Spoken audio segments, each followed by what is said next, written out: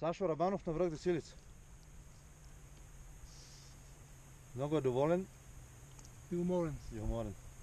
Така, време е да започнем с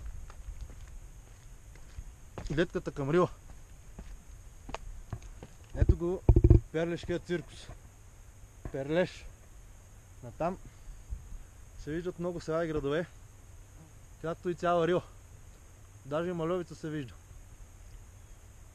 Така, Добринща, Лешница, Обидим, ето там. Хижа Гоце Делчев майче е това, на която съм оставили колата. Самото езеро и самата хижа Безбог.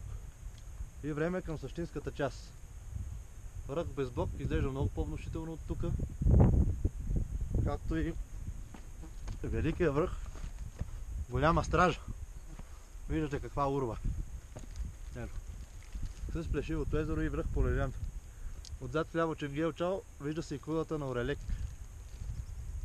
Да. На запад. Любимия връх на Сашо Рабанов Газей.